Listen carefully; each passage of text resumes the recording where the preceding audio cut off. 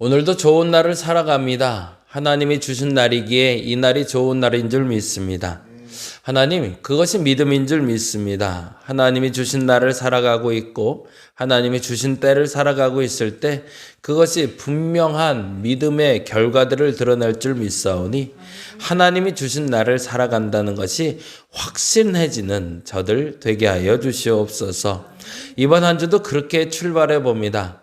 분명 하나님이 주신 날이니 좋은 날 될 겁니다. 하나님 그날을 살아가는 저들 되게 하여 주시옵소서. 감사합니다. 고마우신 예수님 이름으로 기도드렸습니다. 아멘, 아멘. 오늘은 히브리서 11장 1절에서 6절 말씀 봅니다. 신약성경 365페이지 어간에 있고요.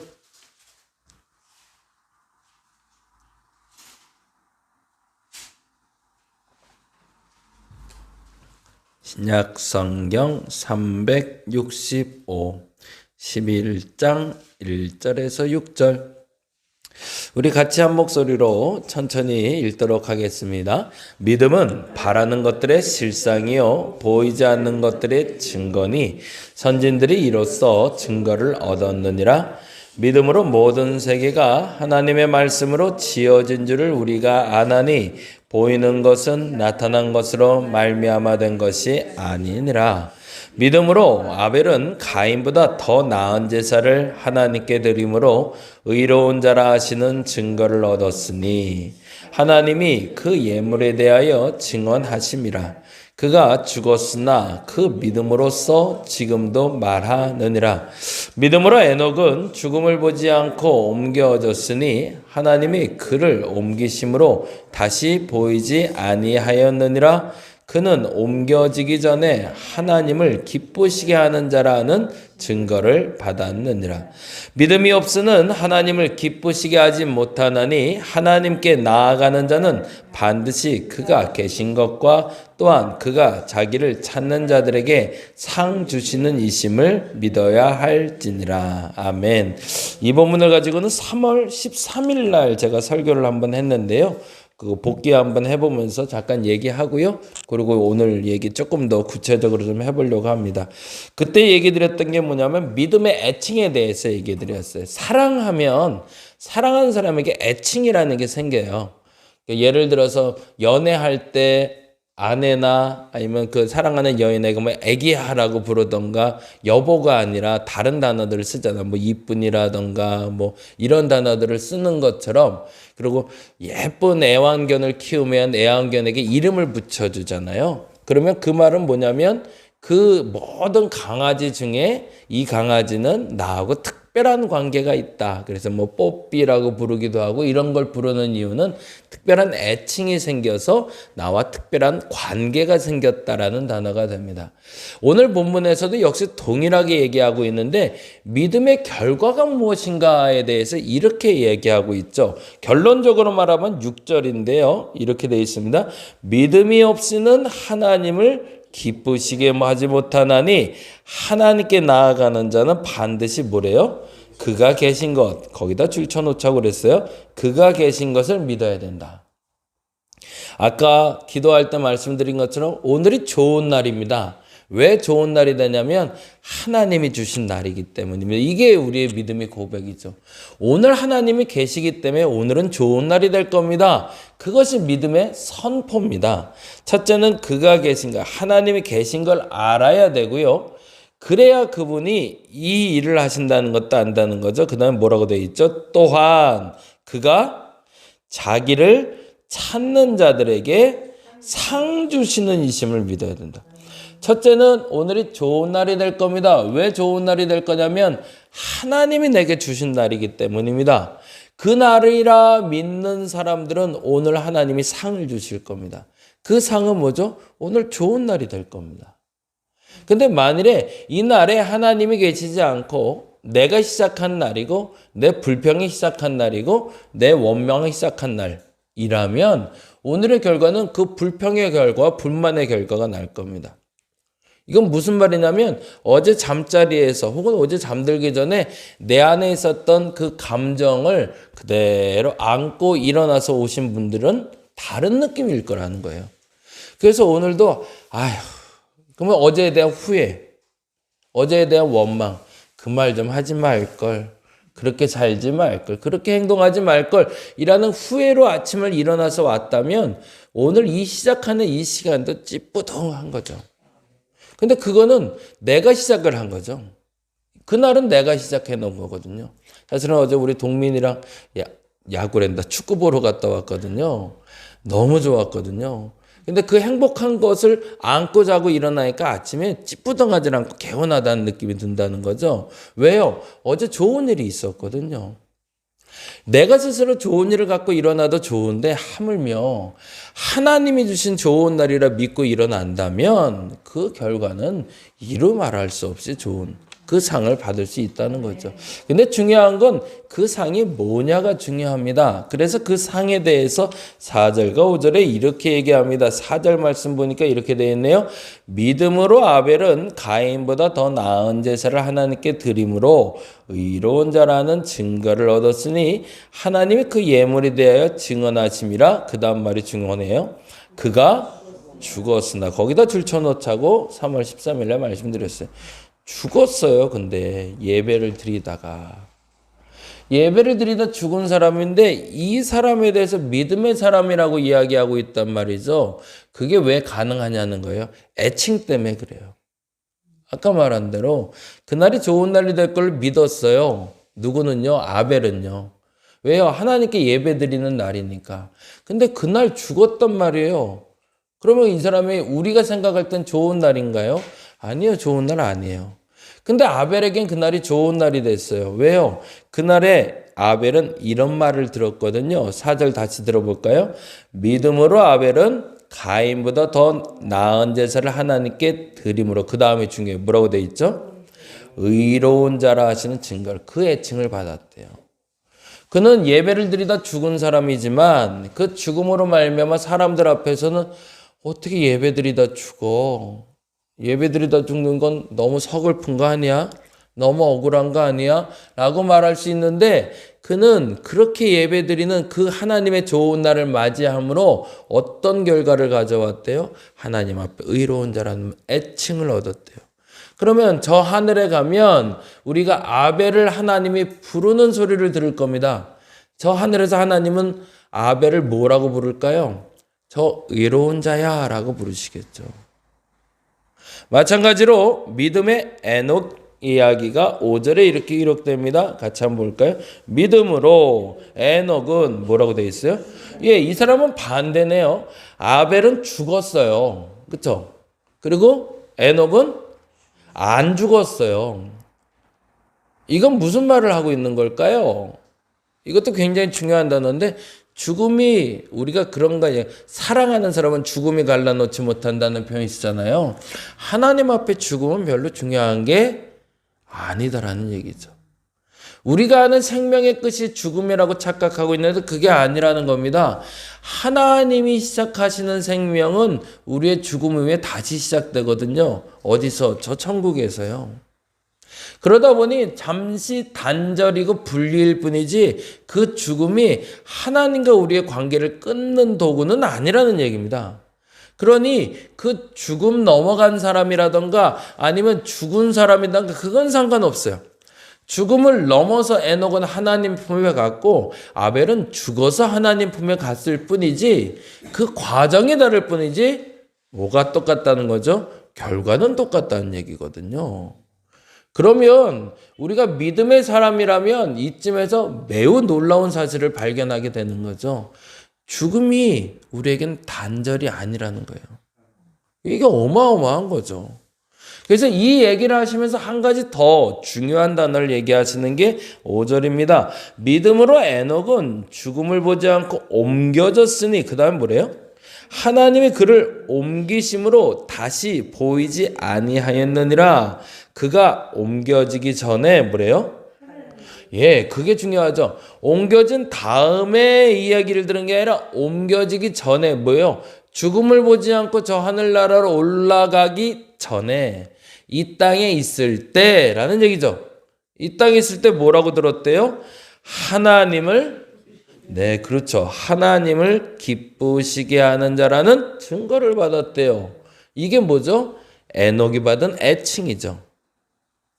그래서 아벨은 죽음 전에 그 믿음으로 뭐래요? 하나님께 예물을 드림으로 의로운 자라는 증거를 가지고 죽음을 맞이하고 하나님 품으로 가서 저 하늘에서 저 사람은 의로운 사람이야 라는 얘기를 듣고 있고, 에녹은 죽음을 보지는 않았지만 그러나 죽기 전에, 옮겨지기 전에 이미 하나님이 기뻐하는 사람이라는 애칭을 받은 사람이라는 거죠. 그건 뭐예요? 하나님이 나와 함께 하신다는 걸 믿어서 그 상을 받은 사람인데, 그 상이 뭐라고요? 애칭이 생겼다는 거죠. 그래서 3월 달에도 제가 그렇게 말씀을 드렸어요. 여러분의 애칭이 뭘까요? 라고요. 여러분도 이 애칭을 들으시기 바랍니다. 저 사람 하나님이 기뻐하는 사람이야.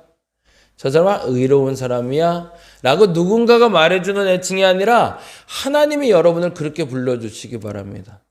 누구누구야, 너는 나의 이로운 사람이야. 라고 말할 수 있을 때 그게 비로소 믿음의 증거를 얻은 거라고 성경은 말하고 있습니다. 근데 이제 하나만 더 얘기해야 되는데, 그러면 중요한 건 1절인데요. 1절, 2절 말씀 같이 볼까요? 1절, 2절 같이 읽어봅니다.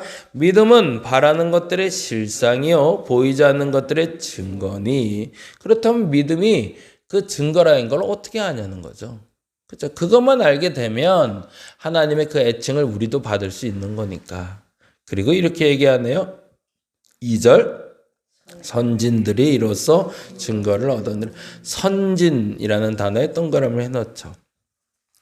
선진이라고 다니니까 조금 난해한데요. 노인이라는 뜻이에요. 노인. 영어로는 엘더로 읽혀집니다. 엘더로 읽혀질 때 또 다른 우리의 해석은 장로라는 단어가 돼요. 그건 무슨 말이냐면 선진들, 나이 든 자, 장로들이라는 단어를 쓸 땐 나이가 많은 사람이 아니라 경험이 많아 지혜로운 자들, 더 정확히는 존경받는 자들이란 뜻이 됩니다. 이 존경받는 자들은 증거를 얻었고요. 그 증거는 믿음의 증거래요. 이 믿음의 증거를 얻는 방법이 있는데요. 그 방법은 어제 주일날 설교할 때 말씀드렸는데 평안이에요. 기도할 때 마음에 확신이 왔다라고 얘기할 때 그 확신이 때로는 결과를 도출해내지 못할 때가 있고요. 그 확신이 때로는 명확한 결과를 가져올 때가 있어요. 언제 그러냐면 마음의 평안 상태를 보시면 돼요. 성경을 볼 때도요. 저희가 이제 성경 통독을 청년들하고 지금 수요일 날 같이 하고 있어요. 수요일 날은 우리 수원에 계신 분들 같이 하고 있고요. 그리고 주일 날은 우리 청년들하고 같이 하고 있는데 성경을 보시면 알겠지만 하루에 한 10장 정도를 봐요. 근데 보다 보면 어느 날은 하나도 집중이 안 될 때가 있어요. 10장을 읽었는데 뭘 읽었는지 하나도 기억이 안 나요. 그럴 때가 있어요. 근데 어느 날은 한 장 한 장이 너무너무 달콤해요. 너무 귀에 쏙쏙 들어오듯이 막 박힐 때가 있어요. 그래서 어느 날은 10장을 봐야 되는데 20장, 30장을 볼 때가 있고요. 어느 날은 한 장도 제대로 안 봐질 때가 있어요.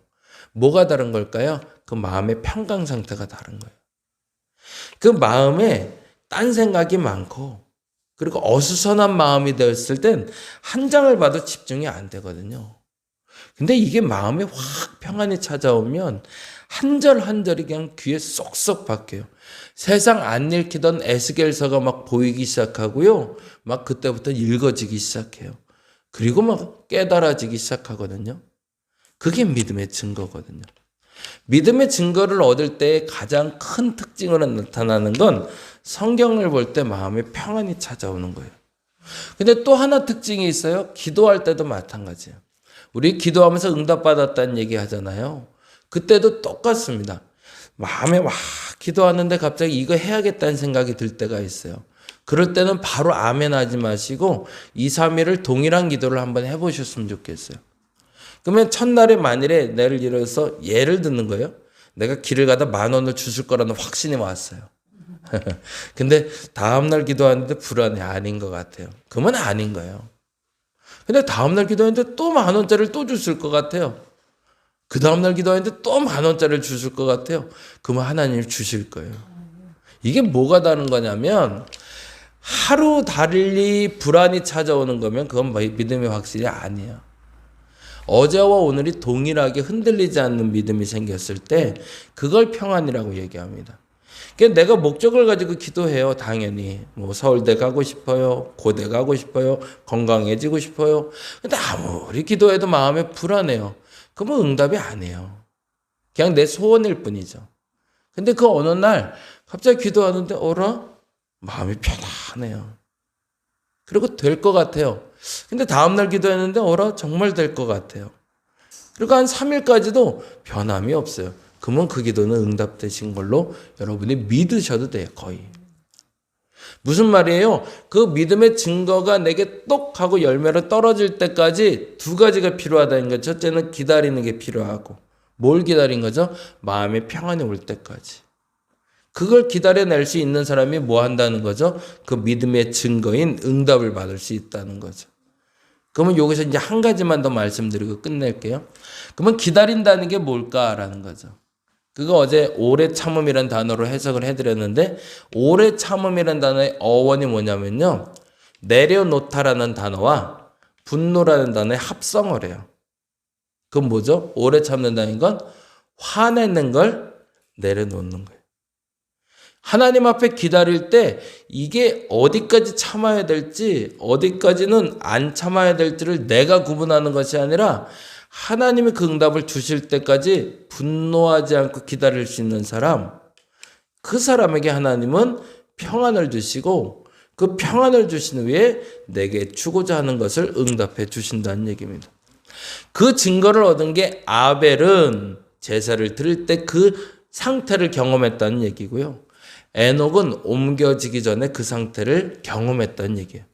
그래서 그 상태를 경험하고 나니 그 일이 믿음의 증거가 돼서 이 사람은 의로운 사람, 이 사람은 내가 기뻐하는 사람이라는 증거를 받았다는 겁니다.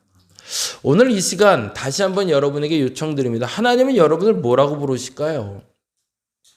뭐라 부르길 원하세요? 한번 기도해 보시기 바랍니다. 아우, 난 쟤만 보면 참 좋아. 이 말 들으면 세상 좋을 것 같아요. 난 네가 하는 건 다 좋아. 라는 말을 들으면 참 좋을 것 같아요. 그런 단어들이 저와 여러분의 애칭으로 다가오는 오늘 한날 되시기를 간절히 바랍니다. 기도하겠습니다. 하나님, 믿음은 증거가 있습니다. 믿음을 가지고 있는데 증거를 얻지 못하는 건 더 이상한 겁니다. 하나님, 믿음으로 내가 기도에 집중하고 기도에 들어가게 하셔서 참된 평안 누리게 하여 주시옵소서. 말씀을 읽을 때도 동일합니다. 그 말씀이 읽어지게 하여 주시옵소서. 그래서 하나님이 주시는 참된 평안 가운데 하나님이 주시는 분명한 기도의 응답, 말씀의 응답 받아가는 저들 되게 하여 주시옵소서. 감사합니다. 고마우신 예수님 이름으로 기도드렸습니다. 다 같이 기도하고 돌아가겠습니다.